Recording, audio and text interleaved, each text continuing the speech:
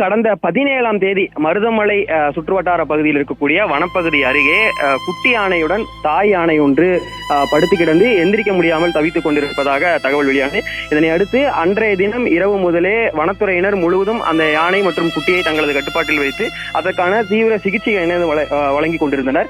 அடுத்த நாளில் பார்த்தோம் என்றால் குட்டி யானை, அதாவது தாயுடன் இருந்த அந்த குட்டி யானை அங்கிருந்து தப்பி வெளியே கூட்டத்திற்குள் சென்று விட்டது. இதனை அடுத்து சிகிச்சை அளிப்பதற்காக 2 கும்கி யானைகள் உதவியுடன் தொடர்ச்சியாக இந்த பெண் யானைக்கு நரம்பு வழியாக ஊசி செலுத்துவது, பழங்கள் கொடுப்பது, களி உள்ளிட்டவை கொடுப்பது உள்ளிட்ட பல்வேறு சிகிச்சைகளானது அவற்றுக்கு கொடுக்கப்பட்டு வந்தது.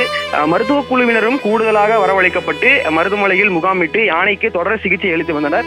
இந்த நிலையில் பார்த்தோம் என்றால் யானைக்கு ஹைட்ரோதெரப்பி என்கின்ற ஒரு சிகிச்சை முறையும் வழங்கப்பட்டது. இந்த நிலையில் யானை சாணத்தை வெளியிட்ட போது அதில் அதிக அளவிலான பிளாஸ்டிக் கழிவுகள் இருப்பதும் தெரிய வந்தது. இவ்வாறான சூழலில் பார்த்தோம் என்றால் நேற்று மதியம் 3:45 மணி அளவில் யானை திடீரென உயிரிழந்து விட்டது என்கின்ற ஒரு தகவலை வனத்துறையினர் தெரிவித்திருந்தனர். முதற்கட்டமாக யானை உயிரிழந்ததுக்கான காரணம் என்னவென்று கேட்டபோது மேசிவ் ஹார்ட் அட்டாக், அதாவது திடீரென அதிகப்படியான இதய பாதிப்பு காரணமாக யானை உயிரிழந்திருக்கலாம். இருப்பினும் யானையின் உயிரிழப்புக்கான காரணம் உடற்கூறாய்வுக்கு பிறகே தெரிய வரும் என்கின்ற ஒரு தகவலை தெரிவித்திருந்தனர். இன்று காலையில் உடற்கூறாய்வினை வனத்துறையினர் மேற்கொண்டிருந்த நிலையில் யானையின் வயிற்றுக்குள் ஒரு குட்டி ஆண் யானை இருந்தது தெரிய வந்திருக்கிறது.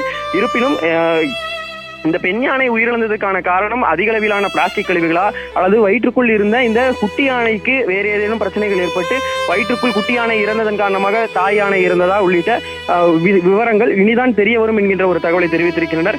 இருப்பினும் ஏற்கனவே ஒரு குட்டி யானை தாயை பிரிந்து தவித்து சென்ற நிலையில் வயிற்றுக்குள்ளும் ஒரு ஆண் குட்டி யானை இருந்தது மிகுந்த வேதனை அளிக்கும் விதமாக இருக்கிறது.